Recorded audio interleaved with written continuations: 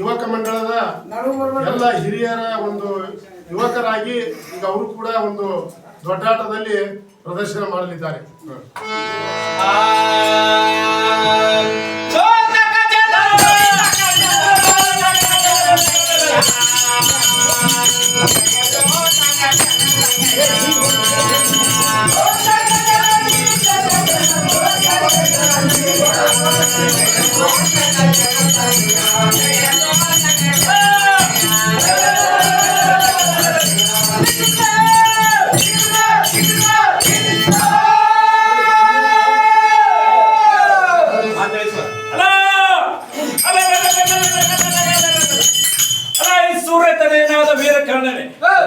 ಎನ್ನ ಬಾಲಕಿಯಾದ ಲಕ್ಷ್ಮಿಯ ಸ್ವಯಂವರವನ್ನು ನಾಳೆಯ ದಿವಸ ನೇಮಿಸಿರುವುದು. ಬಂದ ರಾಜರುಗಳನ್ನು ಬಹುಮರ್ಯಾದೆಯಿಂದ ಇಳಿಸಲಿಕ್ಕೆ ಆಲಯಗಳನ್ನು ಸಿದ್ಧಪಡಿಸಿರುವೆಯೋ ಹೇಗೆ? ಇದನ್ನೆಲ್ಲ ಚೆನ್ನಾಗಿ ಕಥನ ಮಾಡುವಂತವನಾಗೋ ಕರ್ಣ ಬುದ್ಧಿಯಲ್ಲಿ ಪ್ರವೀಣ. ಈ ವಿಚಾರವನ್ನು ಹೇಳುತ್ತೇನೆ, ಕೇಳುವಂತನಾಗು. ಅದೇ ನಿರುವುದು ತಿಳಿಸುವಂತವನಾಗು.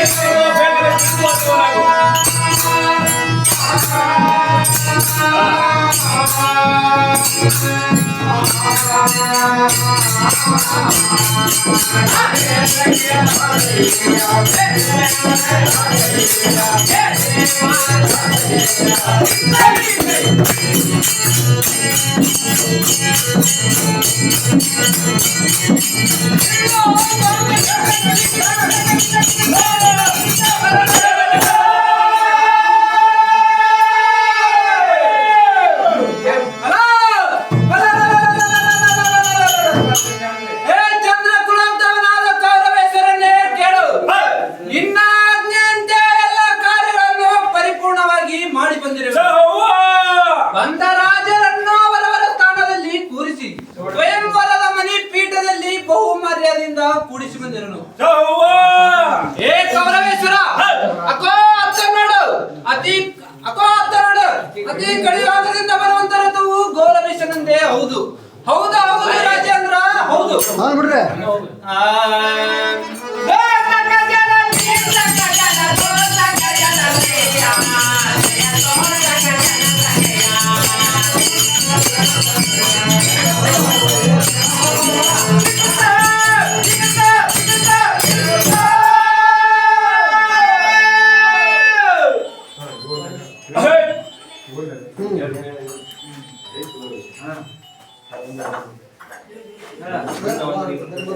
ಹಂಗಂತೆ.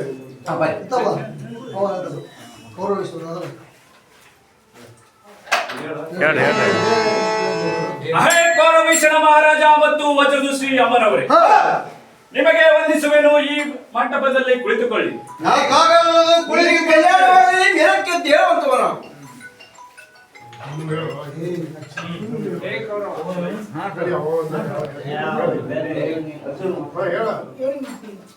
ಇಂದ್ರಕೀಲ ವಿರಾಟ ಪರ್ವತ ಅವ್ರ ದೊಡ್ಡಾಟದ ಮಾತು ಅದನ್ನು ಹೇಳ್ತೀನಿ.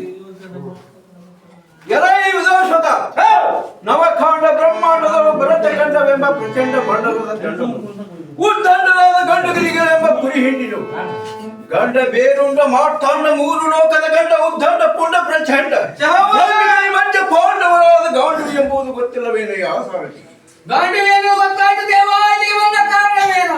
ಎಲೈ ಸಾರಥಿ, ಈ ಸಭಾನಿಲಯಕ್ಕೆ ಬಂದ ಕಾರಣವೇನು? ದುರುಳನಾದ ಕೌರವರಿಗೆ ಲಟ್ಟ ಮುಖದಲ್ಲಿ ಸರ್ವಧಾತ್ರಿಯನ್ನು ಸೋತ ಕಾರಣ. ಈ ಅರಣ್ಯಕ್ಕೆ ಭ್ರೂಣವಾಯ್ತು ಕಂಡಿ ಆಗ್ರಜ.